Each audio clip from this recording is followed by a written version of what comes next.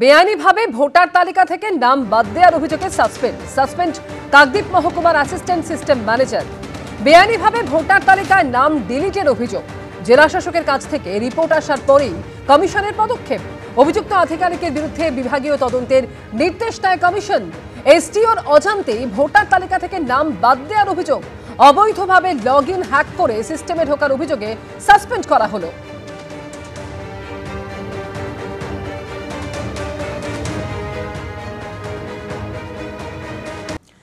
একের পর এক শুনানির পর অবশেষে শুক্রবার বকেয়া ডিএর 25% আগামী 3 মাসের মধ্যে মিটিয়ে দেওয়ার জন্য রাজ্য সরকারকে নির্দেশ দিয়েছে সুপ্রিম কোর্ট, যার সুবিধা পাবেন লক্ষ লক্ষ রাজ্য সরকারি কর্মচারী এবং পেনশনভোগীরা। সরকারি কর্মীদের বকেয়া ডিএর 25% মিটিয়ে দিতে হবে। শুক্রবার রাজ্য সরকারকে এই নির্দেশ দিয়েছে সুপ্রিম কোর্ট। সর্বোচ্চ আদালতের নির্দেশকে স্বাগত জানিয়েছেন রাজ্য সরকারি কর্মী ও পেনশনভোগীরা। যে মান্যতা আমরা পেলাম এটা একটা অভাবনীয়। কর্মচারী সমাজের কাছে সবথেকে বেশি হচ্ছে অবসরপ্রাপ্ত কর্মচারী সমাজের কাছে বারবার ফোন করছে তারা, মনেবাবু যা করলেন আমরা হ্যাঁ পুরোটাই আমরা আদায় করব। এই রায় পশ্চিমবাংলার বঞ্চিত সরকারি কর্মচারী, পেনশনভোগী, শিক্ষক, শিক্ষাকর্মীদের জয়। ট্রাইব্যুনাল হাইকোর্ট যে আমাদের পক্ষে রায় দিয়েছিলেন সেই রায়টাকেই কার্যত সুপ্রিম কোর্ট বহাল রাখলেন।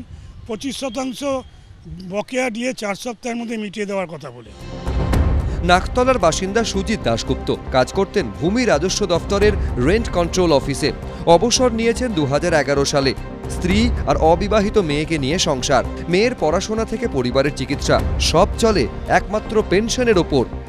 আংশিক জয়, কারণ বঞ্চনা দীর্ঘদিন, জিনিসপত্রের দাম, ওষুধের দাম বাড়ছে প্রতিদিন, এটা ক্রমবর্ধমান। আর একদিকে ব্যাংক ইন্টারেস্ট কমার মধ্য দিয়ে আমাদের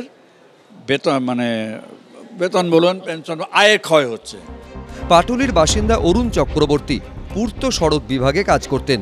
2014 সালে নিয়েছেন অবসর। উপার্জন বলতে পেনশন। ডিএটা হচ্ছে আমাদের অধিকার।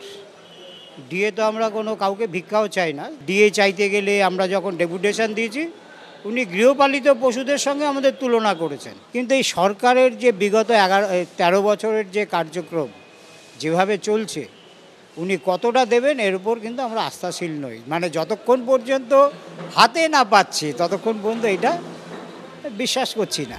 পূর্ত দফতরের মুখ্য স্থপতি ছিলেন অশেষ সান্যাল। রিটায়ার করেছেন 2016 সালে। স্বামী স্ত্রীর ছোট্ট সংসার, পেনশনেই চালাতে হয় সব খরচ। কর্মচারীর ইনক্রিমেন্ট আছে, আমাদের ইনক্রিমেন্ট নেই।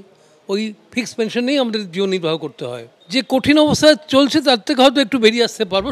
সব মিলিয়ে সুপ্রিম কোর্টের রায়ে আশার আলো দেখতে পাচ্ছে রাজ্য সরকারি কর্মী থেকে পেনশনভোগীরা। অনির্বাণ বিশ্বাস, রুমা পাল, সত্যজিৎ বৈদ্য, এবিপি আনন্দ।